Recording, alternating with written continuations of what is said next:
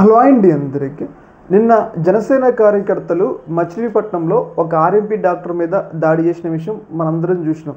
అయితే ఈ దాడి మీద కొన్ని భిన్నాభిప్రాయాలు వ్యక్తమైనవి. ఎందుకు అంటే గతంలో పవన్ కళ్యాణ్ గారు జగన్మోహన్ రెడ్డిని చాలా మాట్లాడు, వైసీపీకి సంబంధించిన ఎమ్మెల్యేలు కూడా చాలా మాట్లాడు. అయినా కానీ ఎప్పుడూ కూడా వైసీపీ కార్యకర్తలు పవన్ కళ్యాణ్ మీద దాడి చేయాలి. కానీ పవన్ కళ్యాణ్ ఒక మాట అనేసరికి ఒక సాధారణ వ్యక్తి కార్యకర్తలు దాడి చేయడం అనేది రాష్ట్ర వ్యాప్తంగా చాలా పెద్ద చర్చనీయాంశంగా మారిందనమాట. అయితే ఈ అంశం అనేది కొంచెం పవన్ కళ్యాణ్కి చెడ్డ పేరు తెచ్చేలా ఉంది. అయితే ఈ అంశం మీద ఆయన స్పందించడం జరిగింది. ఇక్కడ మీరు చూసుకున్నట్లయితే ఏదైతే నా మీద చేస్తున్న ఈ యొక్క ప్రచారాలు ఉన్నాయి కదా, ఏదైతే ఆర్ఎంపీ డాక్టర్ మాట్లాడిన మాటలు ఉన్నాయి కదా, అవన్నీ కూడా రెచ్చగొట్టడం కోసం చేస్తున్నారు.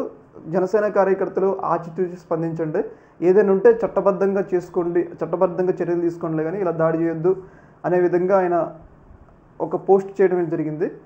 అయితే స్పందించారు.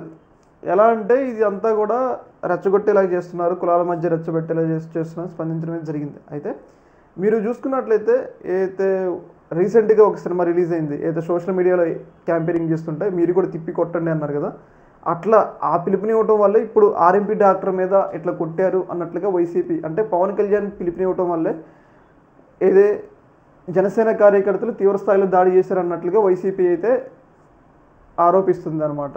అట్లా ఒక డిప్యూటీ సీఎంలో ఉండబట్టి వాళ్ళే పిలిపివ్వడం వల్ల జనసేన కార్యకర్తలు రెచ్చిపోయి ఒక బీసీ వ్యక్తిని, ఒక ఆర్ఎంపీ డాక్టర్ని ఇంటిని ధ్వంసం చేశారు, ఆయన కూడా తీవ్రస్థాయిలో కొట్టారు. ఇది పవన్ కళ్యాణ్ అధికారంలోకి రాకముందు ఒక మాట, అధికారంలోకి వచ్చిన తర్వాత ఒక మాట అన్నట్లుగా వైసీపీ అయితే చెప్తా ఉందన్నమాట. ఏమైనా స్పందించారు. ఆయన ఏమంటాడంటే ఇది అంతా ఒక ట్రాప్, ఈ ట్రాప్లో మీరు పడొద్దు అని చెప్పేసి జనసేన కార్యకర్తలకు చెప్తారు. ఈ యొక్క అంశంలో మీ యొక్క అభిప్రాయాన్ని కామెంట్ సెక్షన్లో తెలియజేయండి. ఒక మినిట్.